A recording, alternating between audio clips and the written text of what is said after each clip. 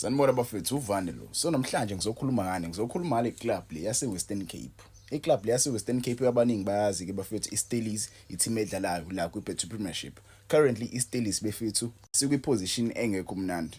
Bakwi-position engekho mnandi bale ezansi. Bale ezansi ku-number 15 kwi-league table ye-PSL. Ngiyazi akukholakali but iSteelies currently asenzi kahle. iSteelies currently asenzi kahle, asazi noma mekuphela le season le bazoyijoyina iCape Town City le ezansi nayo iCape Town City engenzi kahle. Ngizokhuluma abafethu ngento eyenziwa ama-team ase-Western Cape. Ama-team ase-Western Cape asethathe i-direction engafani namanye ama-team akhona kwi-Betway Premiership. Yabona i-direction ethathwa i-team yase-Western Cape, i-direction ethathwa ama-team ase-Western Cape nje ewonkana. Cape Town Spurs nayo yenza the same thing. Steelies siyayibona yenza the same thing. Sibonela iCape Town City nayo yenza the same thing. Iqiniso lihle bafethu, uma usubheka lama-team amathathu, lama-team amathathu ayakwazi ukustructureisha bafethu i-development, ayakwazi ukwakha abadlali abangenalo igama. Uma usubheka nje iCape Town Spurs, there are many players abasukile kwiCape Town Spurs bayojoyina ama-team la kwi-Betway Premiership. There are many players abaqhamuka kwi-Cape Town City. Abaqhamuka kwi-Cape Town City abadlalayo kwi-Betway Premiership. Even right now iCape Town City inabadlali abantswempu. Even though bele kwi-NFD, but banabadlali abantswempu abo Jalen Rhodes. You can name a few players abantswempu abadlala lapha. Abo Shaquille April mfethu, abo Emil Witboy. There are many talented players abadlala kwi-Cape Town City. Masuza ku-Steelies. iSteelies currently iyona team ekhona yase-Western Cape ekhona kwi-Betway Premiership. Ekhona kwi-Betway Premiership, but indlela esebe manage ngakhona ukuthi i-team bayidicelele phansi isithunzi sayo. I feel like lento le ihamba nani, ihamba ne-greed. I feel like lama team lawa ase-Western Cape ane-greed kakhulu. Hayi uthi i-greed yokuthi mhlawumbe abafuna ukudayisa abadlali. No, bayabadayisa abadlali, but ekuhambeni kwesikhathi bayakhohlwa ukuthi i-team kumele i-survive. I-team kumele i-survive. Awukwazi ukudayisa bonke abadlali khona uzothola imali. Awukwazi ukudayisa iy'tar zakho zonke khona uzothola imali.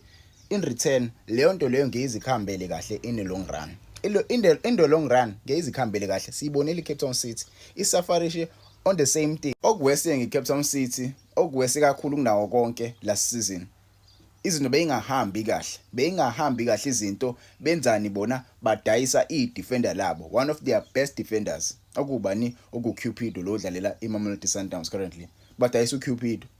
Izinto ayihambi kahle vele already izinto. They sold their best defender. Kuzokwenzakalani lapho? Badayisa uKhanyisa Mayo, yangaba khona i-replacement yaKhanyisa Mayo.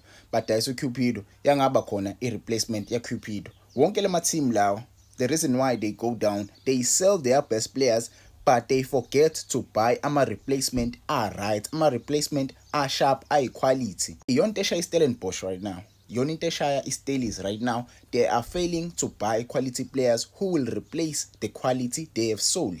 Look at the players asathanda udayiswa iSteelies. Mase uyibheke le list le bafethu, inabadlali abaningi abanetalent eyindlela eyisimanga. Mhlambe kungangitshela wena engibamisile kule list le yabadlali, but for me these are the players ukube mhlambe bakwazi ukuthi bagcine mhlambe 50% yabalabadlali laba. Ngabe mhlambe iSteelies sesiwinile mhlambe ileague. Mhlambe yabo ngabe sikhulumela lapho, mhlambe ngabe sebeyidlalile iChampions League because they managed to win a-calling knockouts. If you remember, Steelies sinayo i-calling knockouts, sebefike kuma-finals awu-2 back-to-back finals ku-MTN. I-team le ngempela e-consistent, kodwa they are failing to buy players abazokwazi ukuthi ba-replace equality abayidayisile. Look at uJayden Adams. Angitshela uJayden Adams ubuphi umdlali abamthengile ukuthi a-replace uJayden Adams?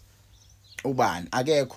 They signed that player ubani uButsaka. I think they signed him from the team le TS Galaxy if I'm not mistaken. uButsaka bafethu akasoze replace uJayden Adams. Akasoze replace uJayden Adams. They sold lo mjida lo Ikram Reyners. They sold Ikram Reyners, bathenga bani? Bathenga uAshley Cupido oqhamuka kwiCape Town Spurs. Bathatha uAshley Cupido oqhamuka kwiCape Town Spurs. uAshley Cupido ke bafethu umdlali, yabo umdlali oyi-striker, but ke ilevel ka Reyners naye ayikabi. Angazi ke kodwa, but mina for me I don't think that's a fair replacement. Akusiyona i-replacement leyo ungayiqhambisa kakhulu. Mhlawumbe bengayenza sense kube mhlawumbe bakwazi ukuthi bathole uMbuthuma. That's a striker right there. But ke Orlando Pirates yakwazi ukuthi imsayine eqala. Yabo uthi uzama uyothenga uMbuthuma, i-striker lesi. Imali enidayise yona u-Ikram Rainers, why nibe ne-greed yokuthi nikhiphe imali niyothenga esinye striker esiyi-quality? Asazi. They sold uVan Rooyen. Angabamdayisanga uVan Rooyen. Ngathi bamdayisa uVan Rooyen, yes. They sold uVan Rooyen. Mase kuthi uBasadini naye bamdayisa. Yayingekho i-replacement kaVan Rooyen, yayingekho i-replacement kaBasadini. Ayikho i-replacement kaVan Rooyen, ayikho i-replacement kaBasadini. Mase kuthi kuSihlenduli they've let go of Sihlenduli because uMjida akayisenanga i-contract entsha. Yabo, it looks like uMjida bamnikeza i-contract but ke he wasn't pleased with the contracts abamnikeza yona. Yabo, they were greedy again because why are you letting go of umdlali onjengoSihlenduli? Yes, they bought a player kuthiwa ubani uMjida lo uMthiyane. Mthiyane is a great player, don't get me wrong, that guy is a great player. I know for sure ukuthi bazomdayisa uMthiyane. I know ukuthi bazomdayisa uMthiyane bafethu and bazoya ezantsi more bebamdayisa uMthiyane. Uyena mdlali right now usibambile isisu seStelis. They sold uMendieta and namanje I can't believe what they sold uMendieta. Where is Mendieta right now, guys? Bola. They sold uMendieta to Mamelodi Sundowns. Ever since uMjida waya ku-Sundowns sipindanga sambona la South Africa. They sold Antonio van Wyk. uMjida udlala le phesheya ke. Okwakhe kuya-understandeka uMjida udlala noMart if I'm not mistaken. Yabo, that's a good move for i-team enjengeSteelers ukuthi udayise umdlali phesheya. Yabo, bathola imali ize la eSouth Africa. No ukuthi udayise umdlali. But ke bamdayise uAntonio van Wyk. Iphi imali? There was no money esiyibonile mhlambe ereplace ngawo. Baba abadlali bathenga nje abadlali abaqhamuke eEurope abawu2 asingabazi. They bought abadlali abawu2 abaqhamuke eEurope abama-defender esingabazi bebedlalela ama-league esingawazi. Yabo, Sibongiseni Mthetho is another player they sold to iKaizer Chiefs but ke bakwazi ukuthi bayithole iquality ezomreplace, but this is another player. Yabo, mwazi ubheke nje this young boy again. Yes, lo Mjida lo udlala u-under 20. Dlala under 20 oMajida. Bafana abancane. Yabo, bafana abancane bafethu. uMjida bamdayisa le England. There's another player mhlawumbe bebengazama ukuthi bamkhuphule ayodlala kwi-main team. But ke ngokwenu bafethu yini eyenzakalayo? Mina ngokwami I feel like i-greed. Yabo, i-greed nje iyona downfall ezowenza iSteelers ishone ezantsi.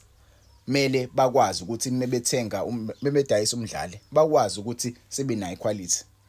Mina bangixaka ngosikhathi benqabela Orlando Pirates ukuthi sign uDe Jong bethi abanayo i-replacement. Yayikhona yini i-replacement yaBasadini ngosikhathi uBasadini esign weSundowns? Yayikhona yini i-replacement yaJaden Adams ngosikhathi uJaden Adams esign weMamelodi Sundowns?